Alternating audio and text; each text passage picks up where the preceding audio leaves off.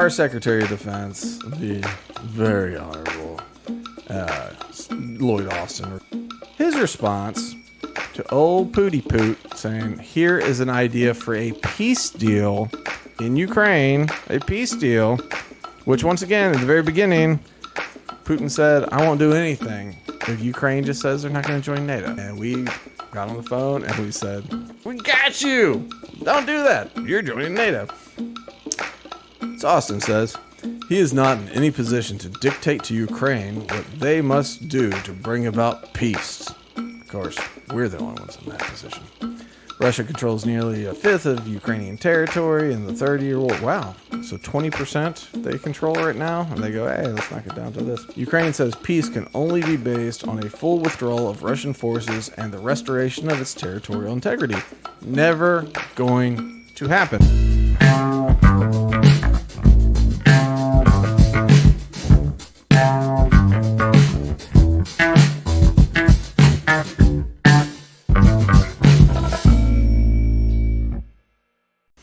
Welcome to Loaded Talk. I am your congressman, the third most popular candidate to ever be. I am Frank, and along with me, as always... What's up, planet Earth? I'm Bean. Bean, Charlie. First and foremost, happy Father's Day, Charlie. Happy Father's Day to you. Thank you. I'm sure we can agree it's the most challenging and fulfilling thing we've ever done. And if we don't agree with that, just nod anyway for the cameras, Charlie. They might watch. They won't watch, but they might watch one day. It's been a while since the podcast, and we had a technical issue on our last one, which prevented it from being posted. That's okay. After doing all the audio tweaks, it kind of sounded like I was in a well, and I decided just no, that one was largely about Trump at the Libertarian Convention, which at this point is old news. Since then, a lot of things have happened. Trump, of course, has been convicted of 34 counts of a major felony. He's a 34-count felon, Charlie. What'd you think about it? I don't know. I can't have thoughts about these ridiculous things anymore. Yeah, we'll talk about it a little bit later. But, of course, that's one thing. We got Hunter Biden, which we'll touch on. But one thing, this kind of popped up to the end of the week, and so I wanted to lead with it. Because, of course, one of the big concerns right now is... Democrats really want us to go to World War III over Ukraine, and Republicans really want us to get into another war in the Middle East, which may or may not be World War III, over Israel. And the rest of us are kind of sitting here going, I don't particularly want to fight any of these people. And like also with Israel, there's no one left to fight, I was thinking about this. I sneezed. I got the sniffles for the next 45 minutes. But I was thinking about this on one of these episodes, when we were talking about this when it first kicked off. I kind of lamented that I did not see an end to this conflict that did not involve genocide. And I'm not saying that what's happening right now is technically, by definition, genocide. However, it's not done. And I don't know. I don't see Gaza existing. I mean, they just keep bombing, and they keep finding hostages. They found that hostage that was housed by like a doctor whose son was a member of the media. Did you see that one? Uh-uh. She was, I guess some of these hostages they've been planting in affluent houses, which on the one hand is nice. They're probably not brutally raping them, hopefully. And it's like you're in some ritzy house. I'm sure the other part of it is you move them outside of the immediate Gaza area and move them into these nice houses that aren't part of the bombing, to keep your chips alive, but yeah, they just rescued, I don't know what her name is, but she was being held by this affluent fella who I believe was a doctor, and his son is a journalist, and who has been covering the conflict, and of course is critical of Israel and all that. And it's just yeah.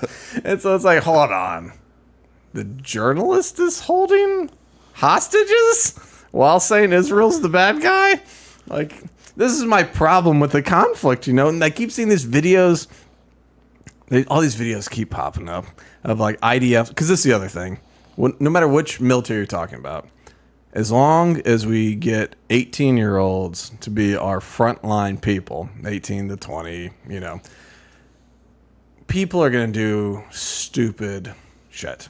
And in the process of it being an armed conflict, a war or otherwise, one might say war crime. So, there's videos of IDF soldiers just like wrecking people's houses when they're in there and be like, ha ha ha ha, ha, Gaza redecorating. And so, Like children. It's like taking terrorists at Guantanamo Bay and making them kneel in a pyramid in ladies' clothing. Is it good? No. Is it technically a war crime? Maybe. Is it the most violent thing ever? No.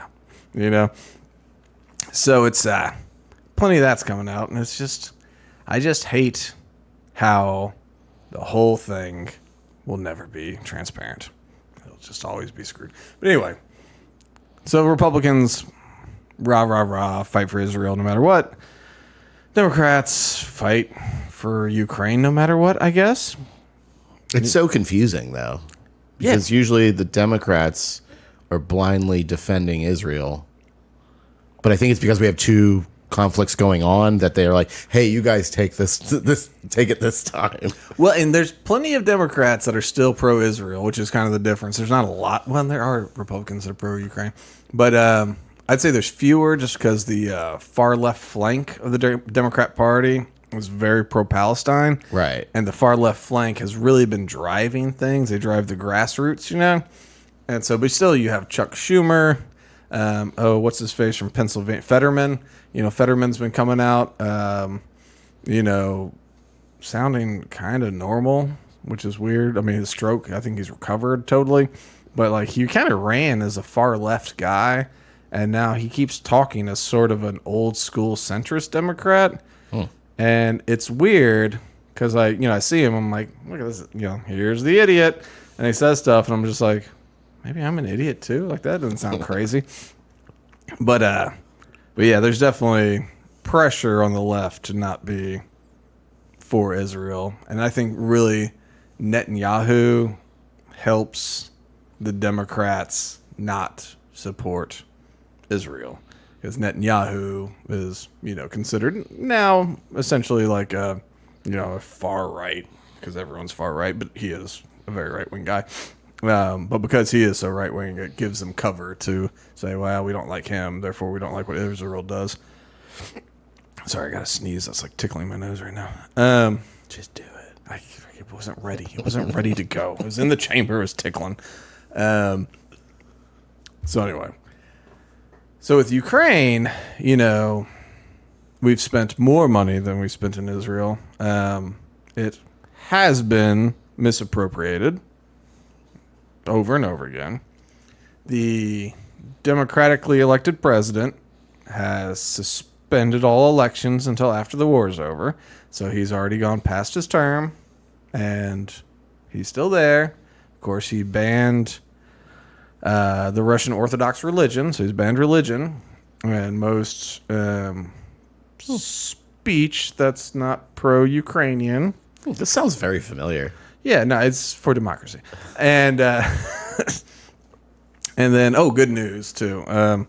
So back in 2015, so way before the invasion, America, the Congress, declared that America will not fund or arm this militia. It was a neo-Nazi militia called the Azov Battalion. And we said America is forbidden from funding or arming the Azov Battalion because they're Nazis. They're neo-Nazis. They wear insignia that's very reminiscent. They're pretty open about being Nazis. And so they're on our do not arm list. Well, good news, Charlie. They're off the list. Great. We can fund them now. Yes. We can fund the Nazis. We have another option to send money blindly. Great. to the Nazis.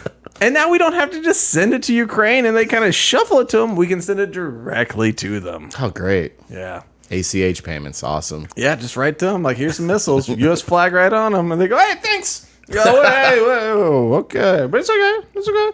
And the funny thing is the way they did it is they reviewed their actions over the last, X number of months or years or something. Like, we can't point to any hate crimes they've done. They haven't said anything about Nazis in a long time. It's like, well, that's true. The fact that they got lumped into their National Guard, and now the leader, who used to be like, he would say things that were very pro all things Nazi, and now they're like, hey, we got some Jews in here. We're not Nazis. Look at the Jews. It's okay. So that just happened this past week too, where now we go, it's okay. Now we can directly fund and arm the Azov Battalion. And I think that'll be fine. What's the worst that could happen? Just to revisit my past conspiracy theory, or what have you, of after this war, because for a while since the beginning, we've been getting the message that the Azov Battalion is the most organized. They're great fighters. They're, basically kind of the heroes. They're the organized ones. They're special forces almost. And so, like, after this thing's over, some of these cats are going to run for office, and they're going to win because they're hometown heroes. They're from Ukraine. They fought for Ukraine until the last day of the war. They're not the one that ended the war. It was over, and they fought, and they defended this town, this whatever their things are called, counties or whatever, are still here. And so they'll win. Then they'll move up in the ranks. At some point, Azov will be national power. Maybe they still feel Nazi feelings, And in 30 years, maybe we're fighting Ukraine because they're Nazis. And maybe our ally in that fight against the Nazis is Russia. I mean, would this be the craziest thing you ever heard? No, that actually that's scary about that's probably going to happen. Like, it doesn't even sound all that crazy. I mean, it's like, well, we teamed up with the Mujahideen in Afghanistan to take on the Soviets, and we trained them how to fight, and we're going to do that. It's like Afghanistan and U.S. like this. I mean, that is a love that will never break. Then 9/11 happened, and, there was like, oh, now we got to fight Afghanistan, all these, and the Taliban, who we kind of helped arm and train. And then Russia was like, we'll help fight them. We go, thanks, Russia. It's fine. We just do this over and over again. It doesn't even matter. It is like just a cycle. Yeah. It almost doesn't even matter. It's not even like it's almost like we don't even care that it makes sense or not. Yeah, it's like when you've seen so much violence that seeing violence doesn't even move you anymore. It's like we've seen so many of these wars start up and play out the same way that it's like, oh, cool, another one. And we got turds like Lindsey Graham that's always for him. Guess how many kids Lindsey Graham has? Oh, no. 0. Oh, okay. Not one child. But he's always down for a good war. I mean, he's 70 or some shit. Like, he's not going to war. None of his kids are going to war. I don't know if he's got nieces or nephews or something, but it's, they're politicians.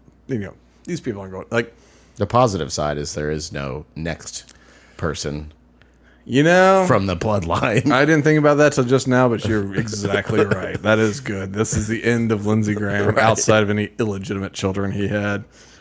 I wouldn't be surprised. Oh, now I'm thinking that you just triggered me with the illegitimate side. Yeah. Like, wait, oh shit. Yeah. I mean, he's a politician. But to be honest, I wouldn't be shocked if Lindsey Graham was one of the, and I don't know, he might be married or whatever.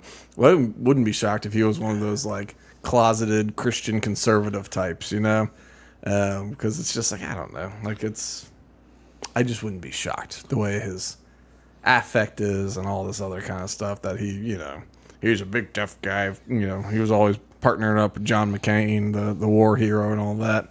But I think it was to cover his just weakness of character. And, I'm not saying that by being gay you'd have weak character, but I also wouldn't be shocked just by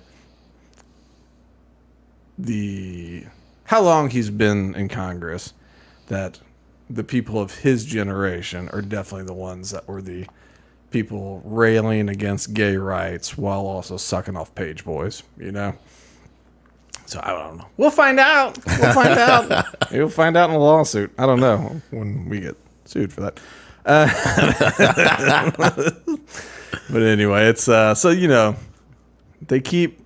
Oh man, and that audio. I just heard some audio this week, and I should have pulled this up. I forgot about it just now, but it was like 2015 or something when Lindsey Graham and I think John McCain were in Ukraine, and the audio is them saying, America supports you, and we're gonna go back and tell Congress about your bravery and how we need to have your back against Russia. And America, we will have your back against Russia, and we're going to tell them about how brave you are. And it's just, it was all these pregnant pauses while someone translated. But it was like 2015, and John McCain and Lindsey Graham are talking about how America is going to support a war against Russia. I mean, that was a while ago. 9 years? 9 years ago, we were saying we're going to support this war against Russia.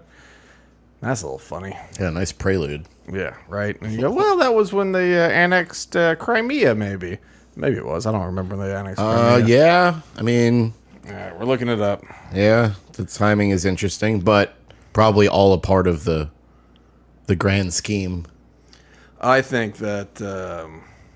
I mean, really, like, how long would it take to plan a pre-planned war? Yeah, I think they start early. Yeah, to make it not look obvious, right? Yeah. Let's see. Annexation at 2014. Okay, yeah. So it was like March 2014 is when Russia did that. And so, I guess it's in response to that. But it's also like we're going to go to war over annexing a region of Ukraine without one bullet fired. And also at that time, puppet or not puppet or whatever, the democratically elected leader of Ukraine was very friendly to Russia. They share a very big border with Russia. And so he was one of those things like, it's okay. They were a little upset, but I don't know. They were upset, I guess. But, everyone's just like, what are we going to do? Like, they annex like this much space. What, Well, the argument was, well, if we give him a little, he'll go after a lot. Yeah, and that argument still exists today. Like, the reason we have to fight Pooty Poot in Russia is because if we don't, they're going to be going after Poland and all of Europe next. Okay.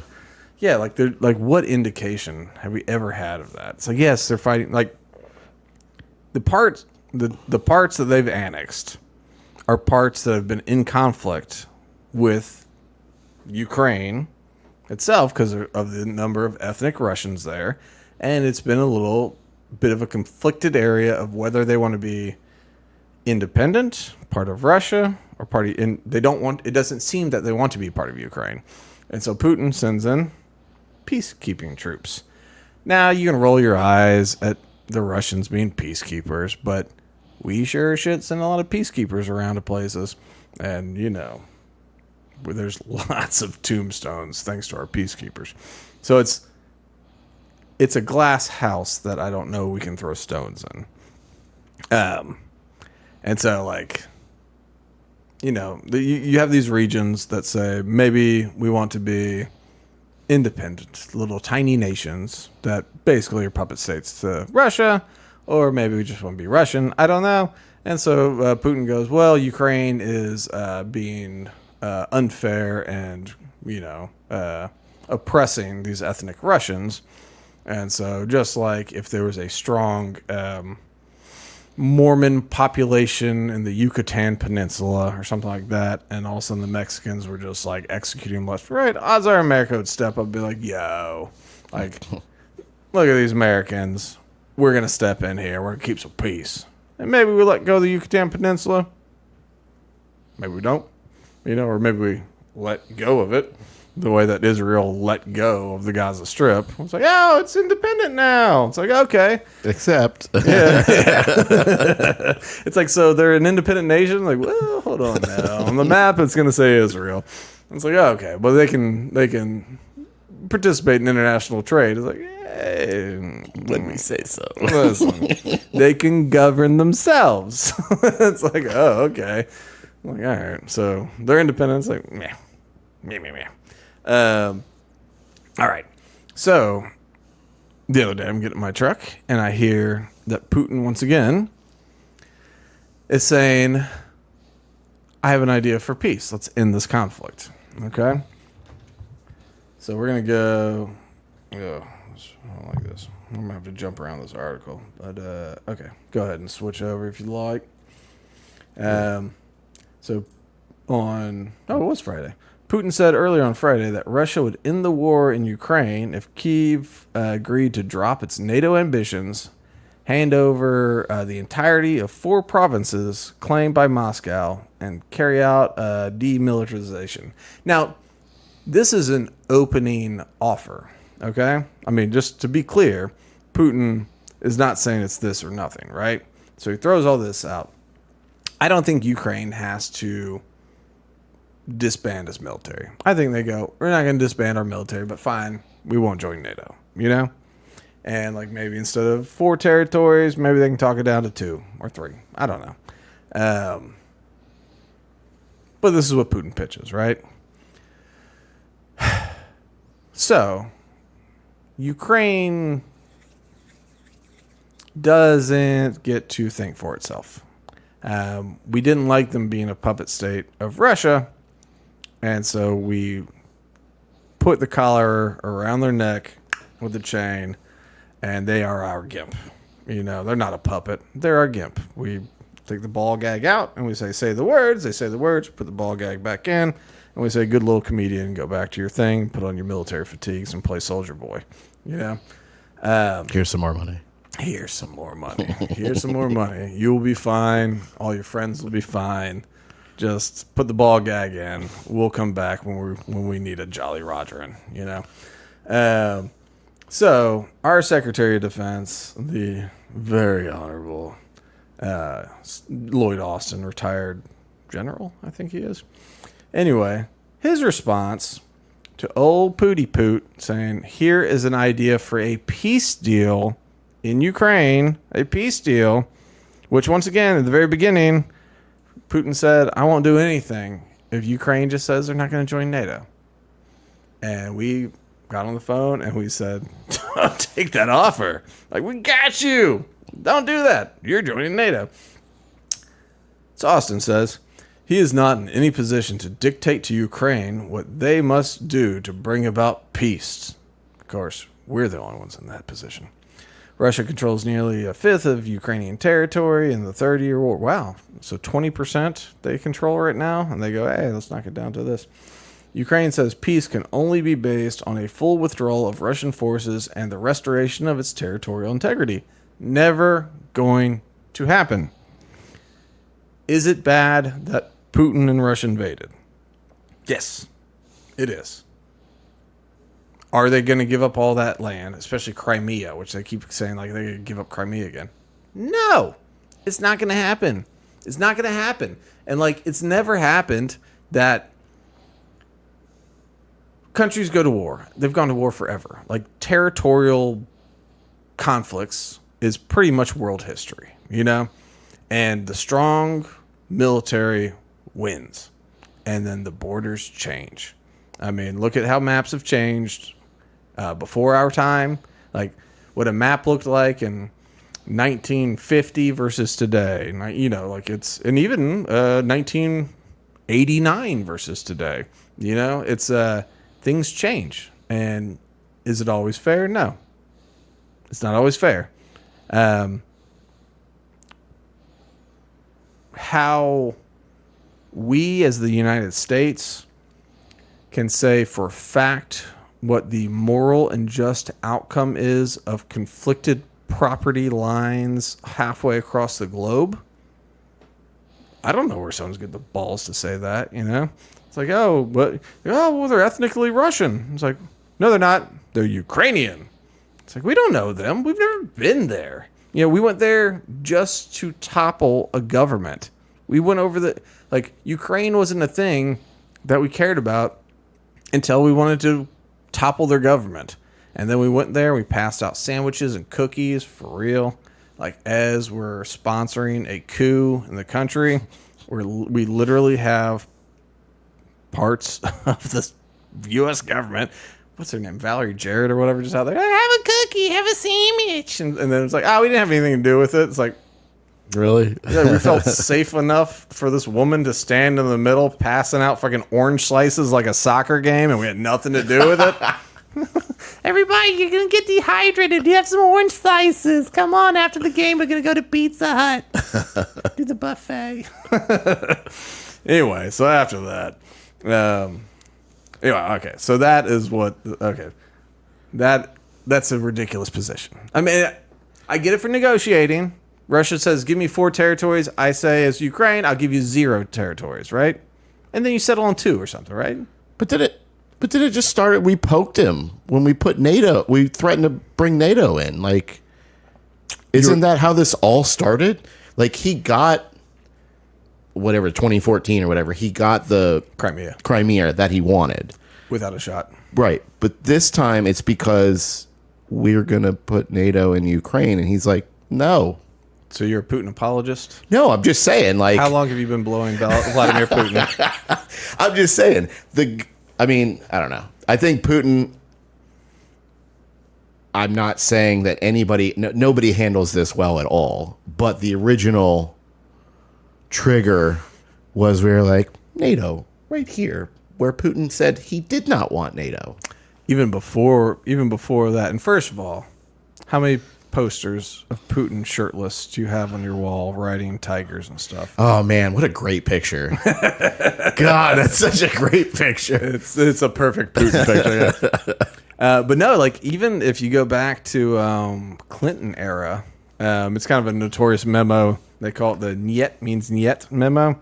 And it was just in Russia at that time, in the Clinton era, they said that Ukraine joining NATO was the brightest of red lines. So if you take the Putin arm of the government and the anti-Putin people, right, who don't survive that long these days, but at that time they got killed in less frequency.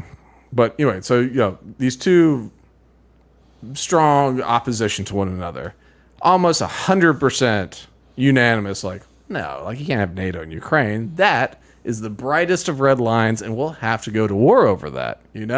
It's it's putting Chinese missiles in Tijuana. It's just like, we're not going to let that happen. Like, Chinese missiles in Tijuana, we are going to invade Mexico and take over the whole thing and kill a lot of people along the way, because you don't get to do that. I'm sorry, you don't. You can't put them in Toronto either. Like, it's the same thing. There's a long history of our State Department saying it's not a possibility. It's not something any responsible leader should do. Niet means niet, Well, isn't there enough NATO installations in Eastern Europe already? Listen, Charlie. How many do you need? Charlie, if not for NATO, the Soviet Union would be conquering the world right now. Yeah, exactly. All right, let's see. Let's see. Yeah. He's had some hundreds of thousands of troops wounded and killed in this unjust, unprovoked. Putin said the future existence of Ukraine depended on its withdrawing its forces, on adopting a neutral status, not pro-Russia, not what it was before the American government executed a coup in Ukraine. Neutral status, and on beginning talks with Russia. And so Kyiv's military situation would worsen if it rejected its offer. That's pretty obvious. Yeah, so basically that was preempting. There was a peace conference in Switzerland where Russia's not invited to it. Because it's also a NATO country. Switzerland NATO? It could be. Is it? Yeah. They're neutral, so I don't know if. Yeah, I don't think they're neutral anymore. Yeah, probably not. Their neutrality. Or maybe it's Sweden. One of the two is definitely Sweden's NATO. the NATO. Okay, now, yeah. Yeah, Switzerland, I don't know. We'll look at the map in a minute here. Switzerland's neutrality gets a little murky with the whole, like, Nazi riches thing. When all the Nazis were like, all that shit we stole from the Jewish families, like, store it in Switzerland. They're neutral. And they're like, yeah, it's true, but it didn't. And then people ask, like, so Nazis? They go, maybe? Anyway. But yeah, so there's a peace summit in Switzerland that Russia's not invited to, where they talk about how to get peace with Russia. Without Russia. And guess what they're unanimous about? Russia needs to just leave and give up all the stuff they've already taken and say they're sorry and basically bow down and get nothing. Like, how many times do you win a war and get nothing for it? I mean, and I'm not saying I'm not a fan of war. And this is all very stupid. That's, I think, yes, that is the best way to put it. This is all very stupid. Because even going back to the Israel side of things, like, I'm a little torn because, like, my belief on the America side as a president, which of course I will be one day, is that our military should be purely defensive, right? We don't mess with people. We don't nation build. We don't throw coups. We don't do this kind of stuff. But I also believe that if you mess with me, I'm going to flatten your city and turn it into glass.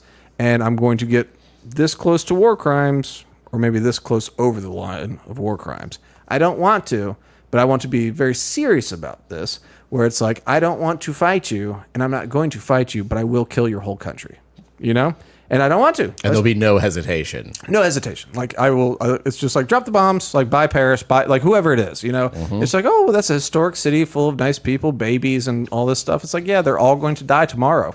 It's like, you shouldn't have sent the bomb into New York or whatever. It's just like, you attack us, like, I'm going to unleash the unholiest of hell upon you. And yeah, it probably will be war crimes with the number of deaths that occur. I'm sorry in advance. Don't do it. Right. I'm sorry you did that to us. Yeah, it's just like, I want to be clear. Like, it's Father's Day theme here, which genocide's a weird Father's Day theme. But with my boy, when he's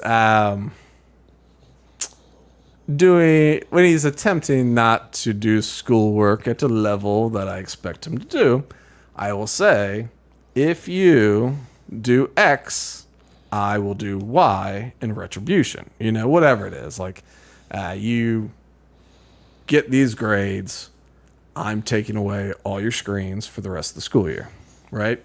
And that can be intense. I know not a lot of parents jump on board for like 6 months of grounding, and to be honest, he handles it like a champ, But he'll get upset with me sometime, where like he'll bring home like F's or D's, and not on his report card, but along the way.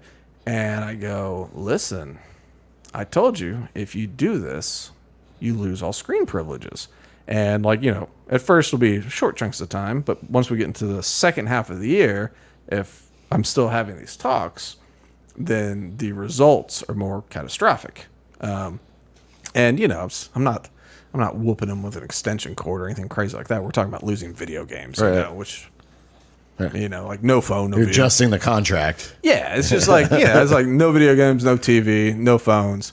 And honestly, the boy is so much more awesome when he has no screens. It's, I'm not going to punish him just to make him more awesome, but like, he really is like much more actively a participant. He reads, he plays make-believe, he makes sense. Yeah, he's more interested in playing card games with us and hanging out with us, and it's actually kind of awesome. Even my mom will be like, I don't want to be mean, but I kind of like it when he's grounded.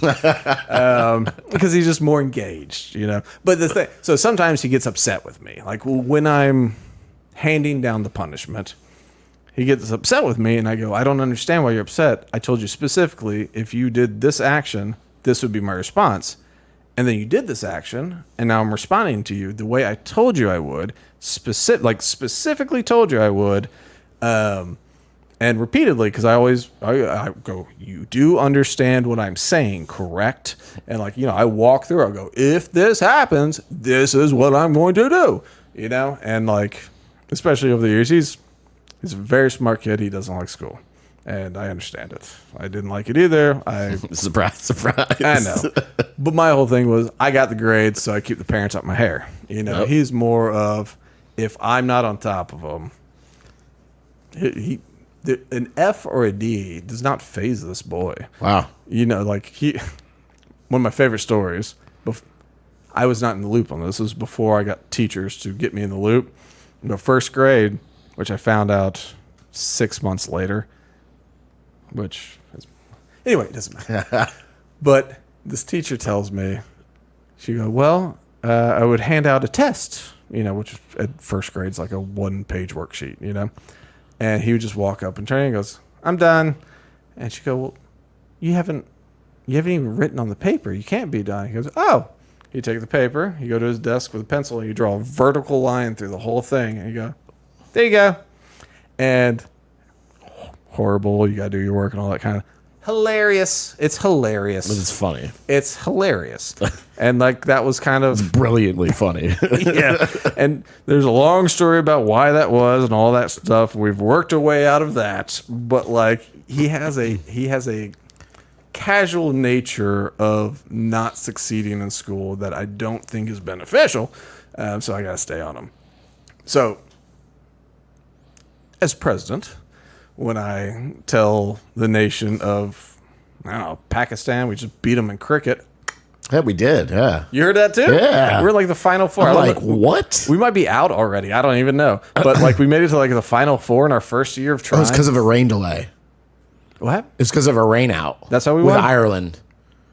Well, either way, we're in the final I don't know four. how cricket works with that, but I don't know how anything about I think it became a draw Barry next without door. even playing. Barry loves cricket. I need to ask him. I don't have the time for cricket. I barely have the time for baseball. I was telling my wife my entire education on cricket comes from the movie King Ralph starring John Goodman. That is all my knowledge of cricket. It's 6 hours, and they take a tea break.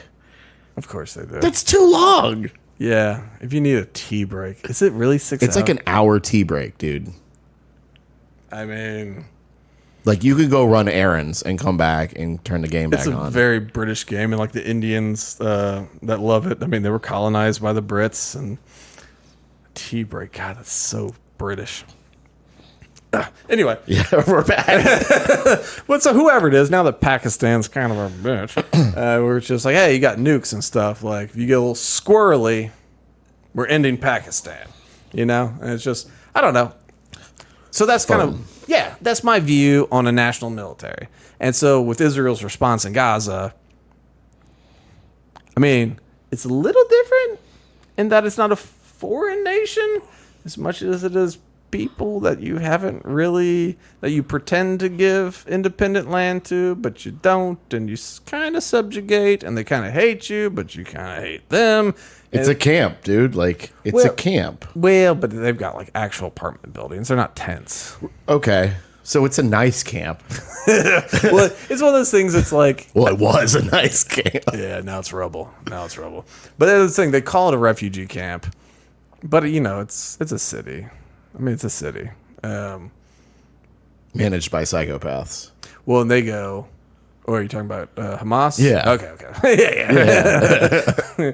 I was about to say, no, Israel's not that. But yeah. No, exactly. They and that's the thing is, if you're kind of in this lesser than state for long enough, and a strong man stands up, let's say you're in the, say after some sort of conflict, everyone's made you their whipping boy, and some fellow with a tiny mustache stands up and says, this country will be great.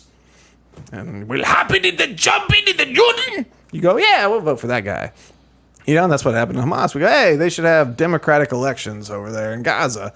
And Israel's like, all right, fine, vote for somebody. They go, We vote for Hamas. Come on. Like their founding charter is killing every Jew on the planet. They go, yeah, we kind of like that. Oh, God. So, yeah, it's a squirrely situation. But that's where I kind of, in that situation, that's where I get where it's like, my response to someone attacking me is total destruction. It's friends and hugs and handshakes until you mess with me, and then much like North Korea or something, like 3 generations of your family are gone, you know? And my hope is that it will just never come to that. Well, I mean, and even if it does, though, it's such a firm response that it should only take once to get the message across. Like, hey, he wasn't joking. Like, he just buried Paris. Yeah. You know? Yeah. So no one's going to do it again. I would hope so. I mean, and that would be my hope. The national defense, it's like, no. We don't need bases all over the world. Right. We don't need to invade and make countries. We want to be happy here at home. And if you try to infringe upon our happiness, we will be unhappy, you know? I forget why Russia brought me there. But anyway, so like right now, the Ukrainians are wanting to talk about peace, and the U.S. wants to talk about peace without Russia involved in the peace process. My tab's back. So we're talking about NATO, because of course that is what this was all about. That's what Putin's been saying since the beginning. And like a guy at NATO was like, Putin came to me before the invasion and said, if you can guarantee Ukraine will never join NATO, I won't invade. Of course, I said, no, sir. And he, it was that kind of like bravado of like, I stood up to him. I said, you invade all you want. Because, of course, it doesn't affect that guy. It doesn't affect us. Like, really, it doesn't affect us. They can kill as many Ukrainians as they want. They can destroy as many Ukrainian cities that will never be the same with their very unique architecture. They had all sorts of, like, pre-Soviet, post-Soviet stuff that was beautiful and unique, and it's gone forever. But that doesn't affect me. I'm in Florida, And so, but it should be something that affects decision makers, So, like, it was like every country, though. Like Libya used to be beautiful. Syria used to be beautiful. Yeah, a lot of them did. A lot of them did. And like Libya, that was part of. That was what was it called? The Arab Spring. Did that take out Libya? I think so. Yeah. And so we just kind of let it happen. And it was one of those things where a lot of those leaders, who was chemical weapons? Was that Libya or was that Syria? Who was the guy? We're like, as long as he doesn't do chemical weapons, that's our line in the sand during the Obama years. Yeah. And then we go, he did. And then we goes, where's the evidence that he did? Go, he did. And then it's like, okay, take him out. It's like, well, everything's going to be perfect now. Oh, no, new people took over who don't like us either. Who could see that coming? So here's a map. This is NATO. Different color shades for when they joined. Real quick, the purpose of NATO is a partnership in Europe with the United States to make sure the Soviet Union, which was growing in power, does not conquer the world, right? That's what NATO's there, to counter the Soviet Union. Which doesn't exist. Do you know which year it fell? No. 1991. That's a very long time ago. Long time. Not that long ago. We were 8. It's not that long ago. And now we're 41. Okay. Jesus. Okay. You can do it like that. I mean, God. I wasn't going to do that, but, I'm 27, I thought, but whatever. All right. So you see these numbers on the side here. So 1949. So in the post-World War II, we're suddenly like... oh, shoot. I just blanked on his name. My homie, the British Prime Minister during World War II, Winston Churchill. So Winston Churchill was always a little bit like, don't trust Stalin, Fair. Fair. And so, after World War II, it was like, the FDR and all this stuff. It's like, hey, this is good. I'm glad we beat Hitler. Don't trust that guy, And so, you look at 1949, which is it was the beginning of NATO. And you say, all right, we got that Portugal, Italy, England, of course. Is that Iceland up there? Okay, Spain. So you got, a good chunk of little countries. And you go, hey, we are going to defend against the Soviet Union expanding and taking over the world, right? 52, a couple more join. 55, a couple more join. There's a break. 1982, more join. We get to 90. All right. So then, between 90 and 99, the Soviet Union has fallen. NATO, whose sole goal is to stop the Soviet Union, does not disband. So 99, we had more. We keep moving further and further east. 7 countries in 1 year. Right after 2004. Oh, yeah. Yeah, that's the colors on my monitor are kind of hard to navigate all these. But yeah, 2000, Yeah. but the ones in 2004, look where they are. Look how far east they are, right? And then, 2009, we're still adding. And, granted, those are a little further west, but it's kind of solidifying these former Soviet bloc countries that still have some allegiance. And then look, even 23, 24, all of the little fingers up top, Sweden, Finland, and Norway, they're all they're all there now.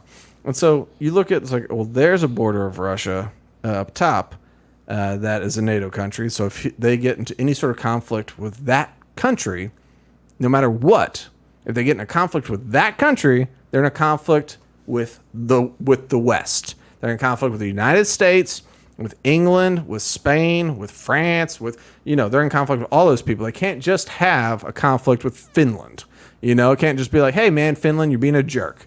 And then go down all these countries, same thing. Look at all these borders.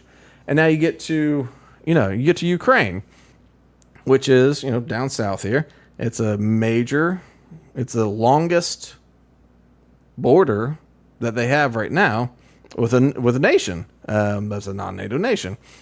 And it used to be a friend to them, and now it's an enemy to them. And now we're saying, and they've had border conflicts, obviously, Crimea, they wanted. But it's one of those things where we're just like, hey, get in a conflict with Ukraine, we're going to add them. That way Ukraine is America. And so of course Russia's just no, and it's access to water, and so it just looks like a giant mousetrap to me. When I look at this, it's just hey, Russia, don't misstep in any direction. it's that meme of the guy holding the stick going, huh? Go ahead, Yeah. And that's kind of what we're doing. But it's Russia. It's not the Soviet Union. Right. Is Putin a bad guy? Yes, Putin is a bad guy. Putin is a bad guy. Does he kill people that want to undermine his authority? Ah, yeah. Yeah. Does he like free speech? Not so much. He likes being in charge. Does he pull well with support in Russia? Yes, he does. Yes, he does. And much like Germany post World War I, the dumbest war that has ever happened in the history of this world, when we decided to, when the Brits and the French decided to do things like the Sykes-Picot Act and break up, Lawrence of Arabia, that movie? Have you seen it? Mm-mm. So, the hero is Lawrence of Arabia, right? And he's going around trying to get all these Arabs to sign on to this deal. And he's the hero. That's the Sykes-Picot Act. ISIS, their main complaint was they wanted to return their lands to pre-Sykes-Picot because the Brits and the French, after World War I, and the Ottoman Empire was broken up, they go, what's easier than dealing with an emperor of vast lands? Is dealing with essentially rednecks, but warlords of little tribes. It's what you can do with those? You just bribe them. Hey, here's some cash. We're going to trade through here. We'll do whatever we want because here's some cash. And so they figured out how to break up the Ottoman Empire into a bunch of squabbling warlords so that they could basically do whatever they want and just bribe their way through it. So they did that. And then in Germany, they just said, all right, well, Germany is going to suck forever. And they went through periods of like hyperinflation through the I just blanked on the name of it. I forget. But the something republic, the wine. It's on the tip of my tongue. Anyway, but Germany basically went through a period of like hyperinflation where their money wasn't worth anything. They were just poor. They were, everyone was just like, screw Germany. They're the worst, and they were just low. And that's how they brought in Hitler. As Hitler said, no, we're actually great here. Germany is strong people, smart people. We can do this, and people said, well, that's refreshing, and then he got power and then he was like, all right, cut off all the democratic stuff. Like, I'm in charge now. And Putin's kind of that way. He dances. Like Hitler didn't dance. He just said, we're done with this now, kind of like Zelensky. And so like Zelensky said, we're done with this now.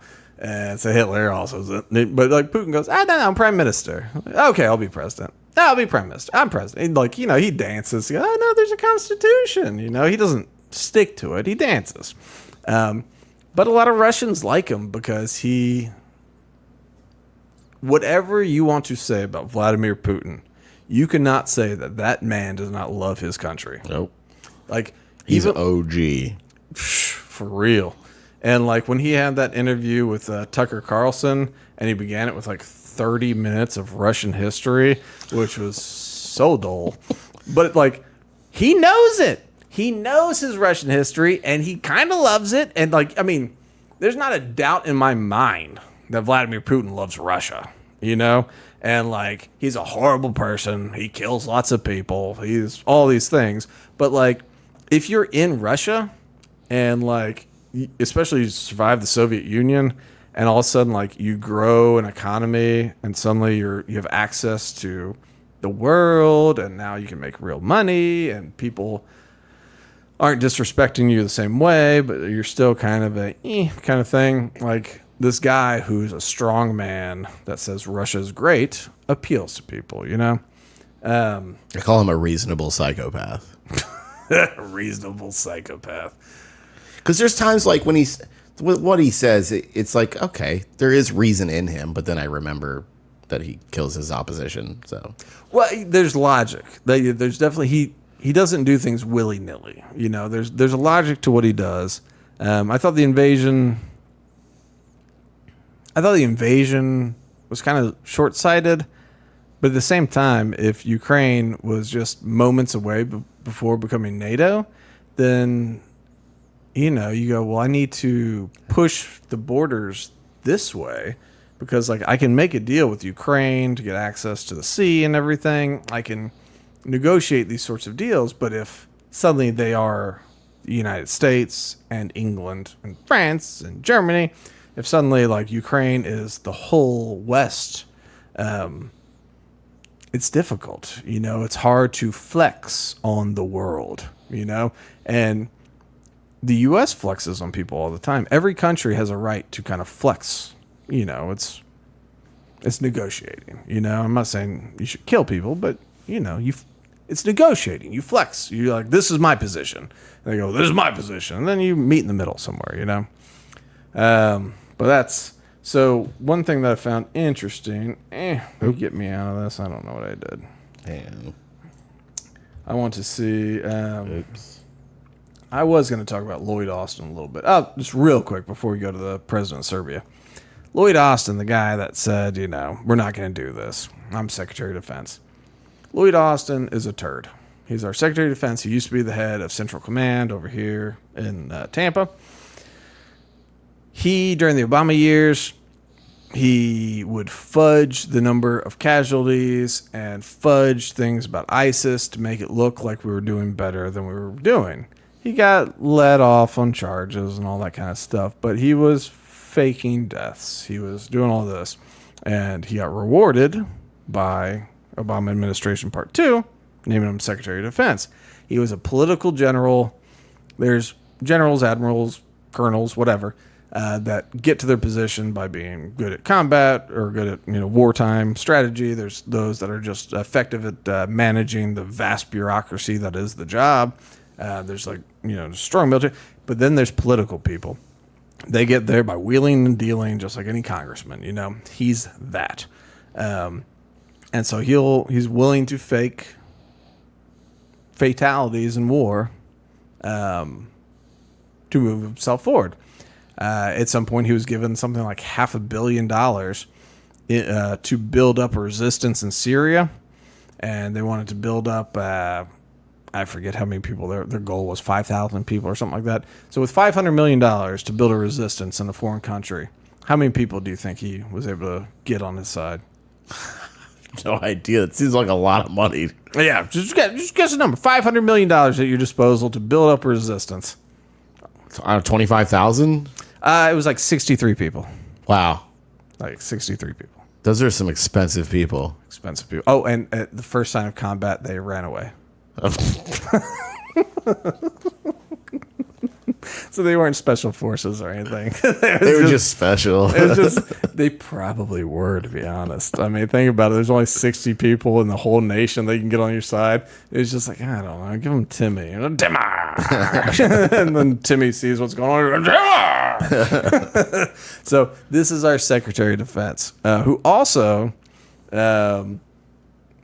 disappeared. He had a surgery. He had a bad result from... I forget what it was, a colon surgery or something like that. He had an elective surgery, and then around New Year's, it got him hospitalized, infection or something like that.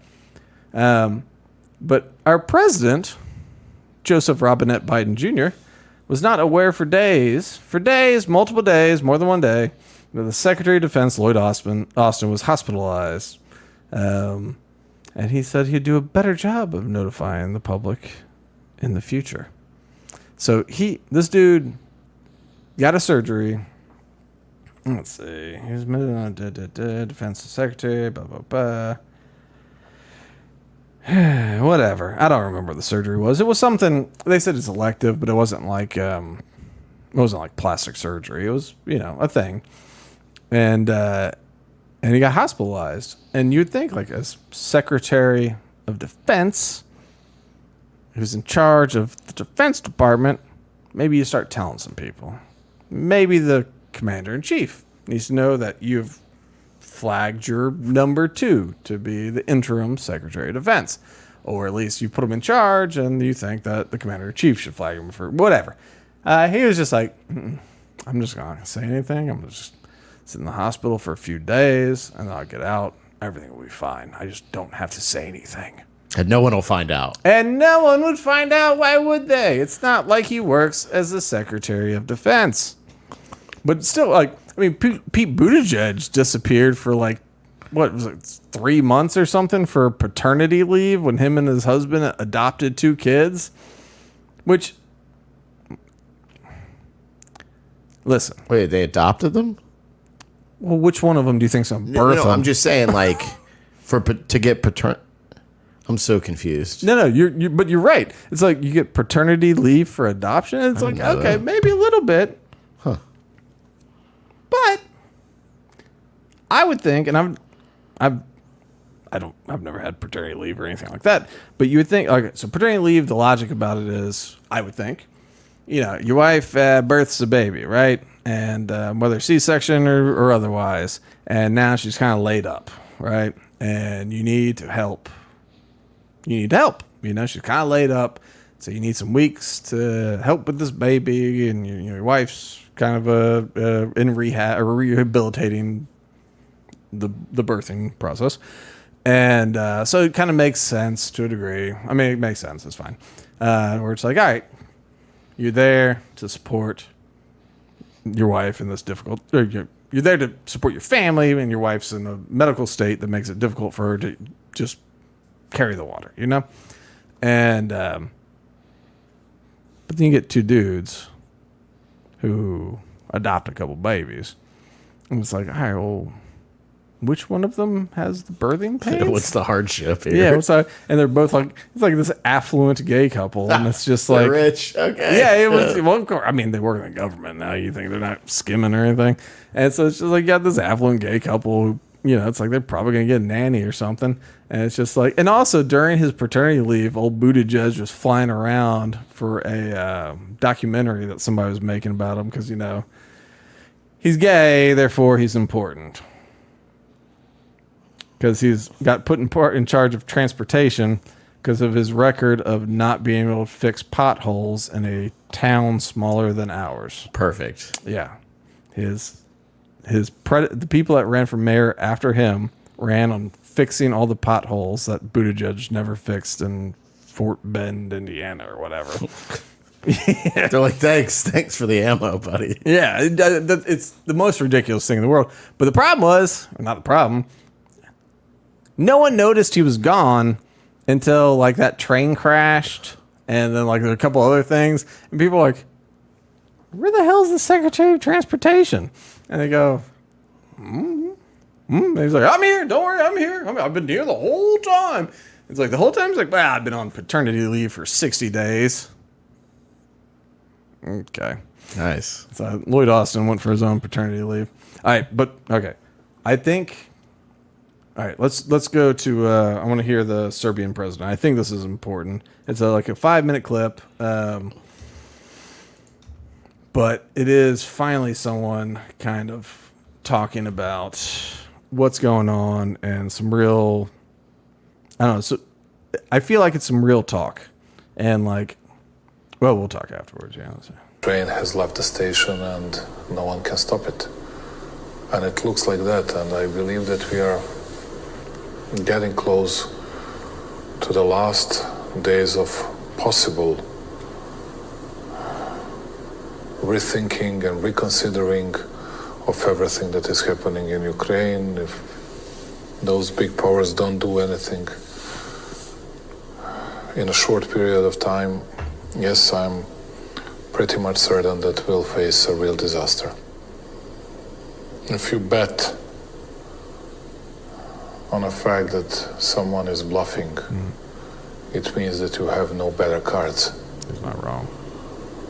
But you just believe that the other side has weaker cards. And you're not sure about it because you don't know and you didn't see his or their cards. Everybody is speaking only about war.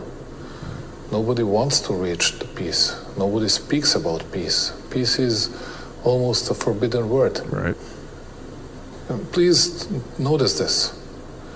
Because they say we need to win in order to secure future peace, but nobody's speaking about a peace, and then okay, you negotiate it. But you have the other side, you have to have the other side on the table as well. Not anymore. It's it's very strange to me that no one is actually attempting to stop the war. Just real quick, we're going to keep going. But like so far, he's like, people aren't really talking about peace. They're talking about how you have to win the war to get the peace. But like, no one's talking about the peace process. And, Pooty Poot came out with his offer of peace, and like, take from that what you will. And I guess real quick, before we go too much further on this, I'm looking up this guy. And I really don't know what to think about him because Serbia is their position so they're a member of the EU, but their long held position is they want to be friendly with the West and they want to be friendly with Russia and they want to be able to be friends with China. They're a small nation. They're a small nation. They've had this conflict over Kosovo or whatever, but they don't want to pick sides, and you understand that position. He's been accused of being a Russian puppet, maybe. I don't know. He's like, I truly don't know. But like, yeah, he meets with Putin. He meets with Xi Jinping. He meets with U.S. presidents. And I've seen him be accused of being an authoritarian. They go, oh, well, he's limiting free speech and all this stuff. And maybe that's true. But like some of the details I see on why he's an authoritarian, I go, oh, what did he do? And he goes, well, he eliminated these jobs from the public sector, and now they're private jobs. You go, okay, so the government's smaller. And then it's like, and then he did the stuff to, help the, I forget what, but these things where it's like each thing kept being like, well, that's a smaller government involvement in something. Like, is he being called an authoritarian just because he's not a progressive, or is he an authoritarian? Because he was a member of a far right party, and then he was a member of a progressive party. And so, like, when he was vice prime minister or whatever, he was still very influential because he was the head of the major party in the country. So I don't know. He could be. Maybe that's his strategy to get both sides so that he can stay a logical, neutral person. Yeah, like he won re-election. Of course, people say, "Oh, the election was rigged." I don't know. I truly don't know. So this could be. He could be a proxy for Putin, or he could be like literally a guy that wants to do business with America, with England, with Russia, and with China. Smart. Yeah, like it's just he was, former Yugoslavia, former Soviet Union. Like they're trying to build their thing, and it's like, well, we don't want to isolate and fight and all this kind of stuff. So as you hear this man talk, always keep in the back of your mind that he could be a proxy for Putin, but he could just be a dude who is trying not to follow a wave of warmongering. There is another theory which I can understand, which I don't say that I do approve, but I understand that West thinks that they can win easily against Putin. They want to exhaust him in Ukraine, and then they will enter the space, and then Russia in today's territory and shaped like it is today won't exist anymore. That's definitely our goals. Putin will be overthrown and everything else. That's 100% what we're there for. Maybe that's possible, but do you think that is possible? Is it possible to use Ukraine to weaken Russia? Well, it weakened Russia anyway, but is it enough to destroy Russia and to overthrow Putin? I don't believe so. In today's Europe, they all act like big heroes, but they did not say to their people that they will pay a very big price. Damn right. And speaking about it, you and all these leaders should do absolutely everything in order to stop any kind of warmongering behavior and everything. I mean, it's not wrong. Why I'm speaking that we are getting close to the precipice, to the abyss. Analyze the situation of NATO and the United States. They cannot afford themselves losing war in Ukraine, which means Russia cannot win.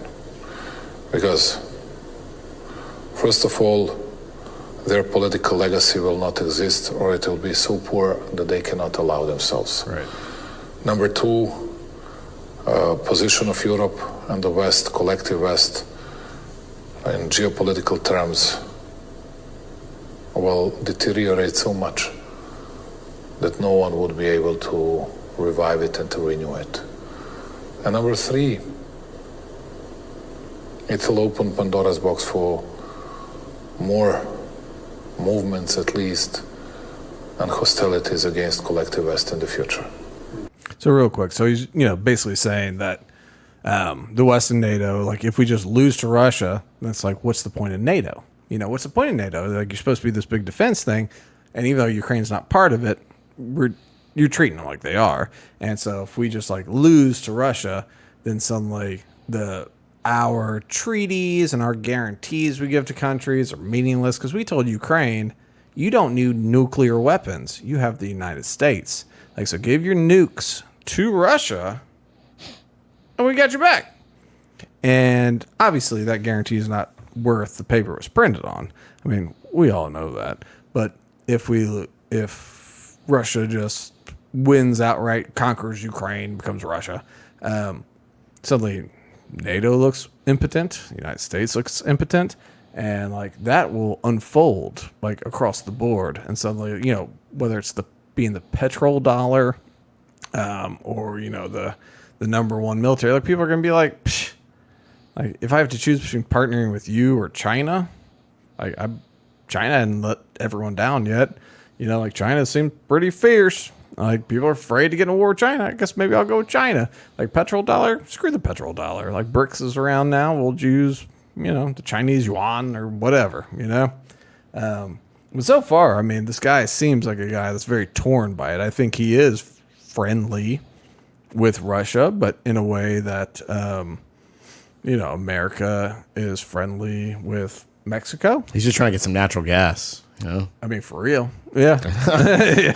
And that's the thing. He announced before any sanctions, he's like, we're not going to do sanctions. We're not doing that. Nope. He's like, I want to do business with the West and I want to do business with Russia. I don't know why I have to choose. I want chips from China. Please give me your chips. Please give me your gas, Russia. And now if you're saying like, well, yeah, he's not a advocate for freedom and he doesn't stick up, but yeah, he's not sticking his nose into other countries' business.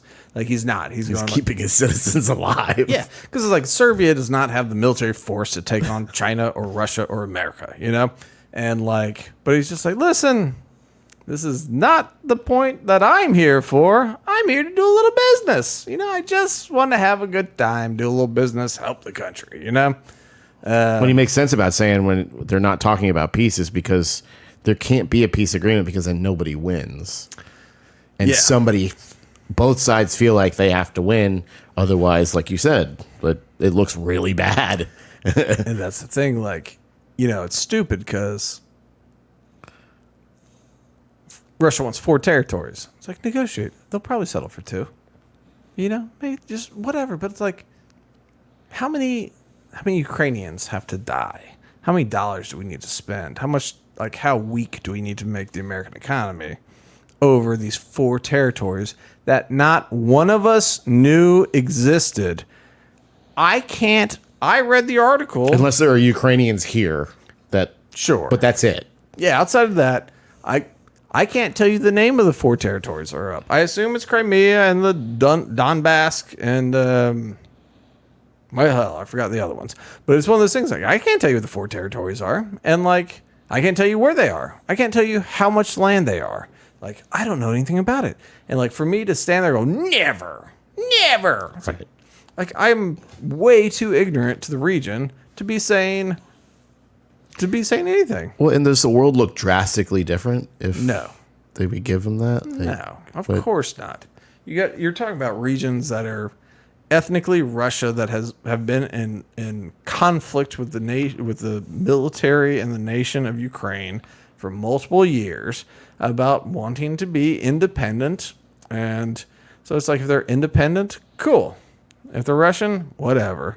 If they're Ukrainian, okay. Like the amount it affects me is none at all. None at all. But a lot fewer people die. All right, let's see this guy finish up. But take the other side. That's a nice story for one side. But take the other side. If Putin loses the war, Russia will not exist and won't be shaped like it is today.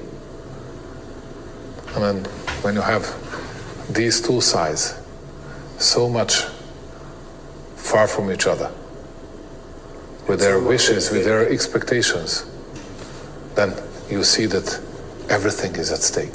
Everything. No one can afford to himself or to itself, to themselves, to lose. When you have this situation, that's why I was saying to you, that's why I was saying publicly and not hiding it, that we are getting closer to a real disaster. Yeah. Who is ready to lose 1 million, 2 million, 5 million, 10 and 15 million people? Ukraine. Ask yourself. I'm not ready to lose a single man, and we won't participate in that. I think that's very reasonable. But it's a question for some other people. All the kids. How close are we now to a 3rd world war, a confrontation? I cannot say a 3rd world war, but a big confrontation, how far we are, I believe that we are not far away from it. Not more than 3-4 months. 3-4 months. And there is a danger to happen even before that. Of course there is. where do you stand in this whole insanity? Where does Serbia stand in this big conflict? We'll keep peace, stability, and tranquility within the region and in our country. And I think that is Train has left the station, and I think that's a very appropriate position for the president of Serbia to take is, look, we're not going to war. That's why he's like, I don't know about a world war, because he's like, we're not participating. Like, we don't want any of this. Like, you know, we don't want millions to die. We don't want millions to die. Like, why don't we all talk about it? And like, yes, maybe he's a stooge. Maybe he's a Putin stooge, but like, he sounds like a man. And like, I'm telling you, I did some research on this guy. I don't know where I land on him. Any leader, I'm very hesitant on, you know. I don't necessarily see anything that throws more red flags than any other world leader, you know. Like, I guess maybe they say they squashing freedom of speech, but I don't know. They didn't give any examples, you know. And so, but either way,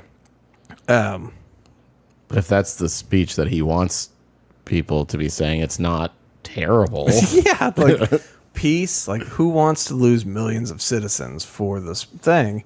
And the answer should be nobody. And the problem is right now, America's answer is we will spend as many Ukrainian lives as it takes to weaken Russia. And he was right about that. He said that in the beginning, like, our position is basically to weaken Russia. And that is why we're there. We're there because it is the cheapest route to weaken Russia. It has nothing to do with Ukraine. Ukrainians can all die for all America's cares. Like, our leaders don't care about Ukrainian people. Are we doing it because Russia and China have a pact? Well, we're doing it because like Russia and China are both like geopolitical foes, adversaries, what have you. And we want, so, you know, we, when we talked about Afghanistan earlier today, that was to weaken the USSR, get them in a trudge thing. And so it's kind of the same thing as we're able to build our new Afghanistan, our new Vietnam. We're able to do it in Ukraine. And it will cost Russia lots of money to be in a long-term war. Not just money, but now soldiers and military supplies. And so we're just like, man, pennies on the dollar versus going to war. I mean, that is the logic. It's pennies on the dollar versus us actually fighting them. So it's like, if we can just keep him entrenched in this thing for a long time, Russia will get weakened, and we don't have to worry about them. They're just nothing. Maybe. Unless they decide to shoot a nuke. Right. Or they're also getting supplied from China and what, North Korea? Well, their economy's stronger than ever after our sanctions because, you know, like that worked well. But it is something. I mean, I do think there is a certain logic to it, and I think that's kind of part of the thing. It's like, oh, Putin's talking about peace. He's at a weak point.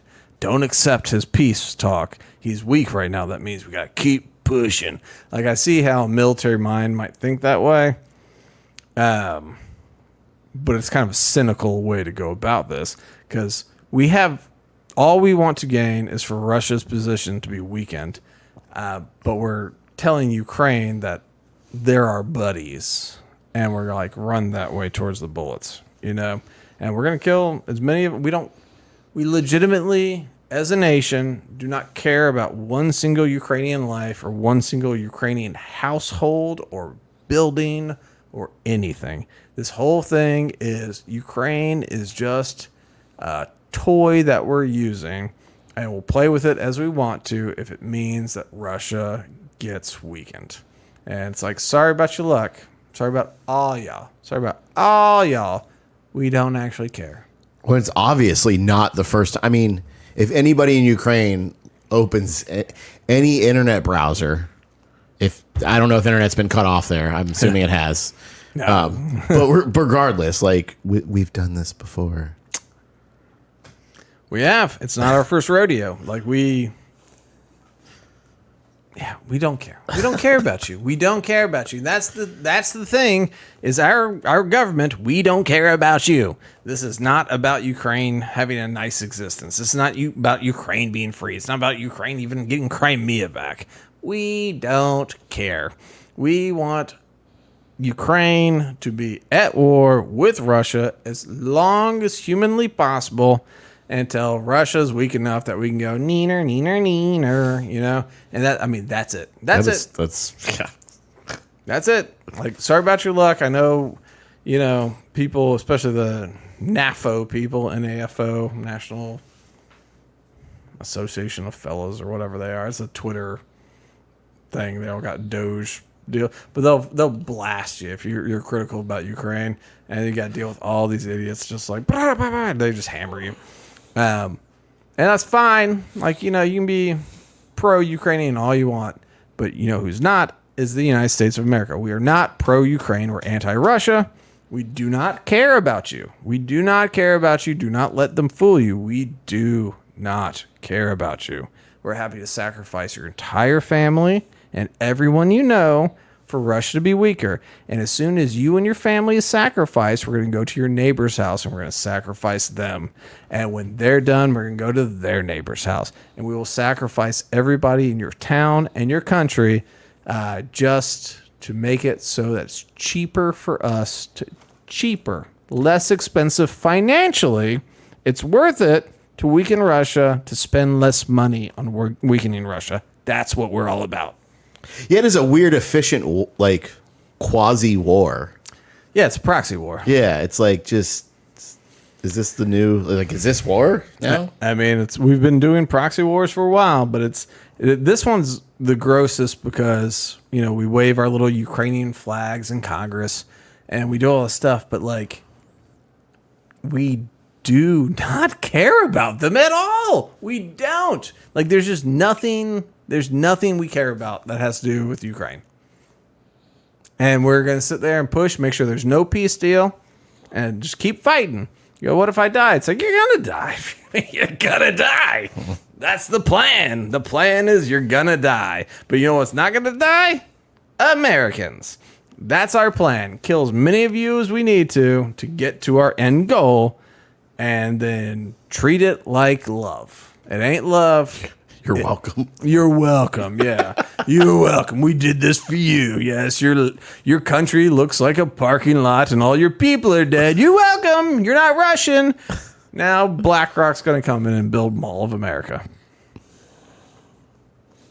Oh, we'll be able to Airbnb in Ukraine soon enough. Damn right we will be. We'll be able to Airbnb Denny's in Ukraine soon enough. Like, it's, and there won't be any Ukrainians to get in the way.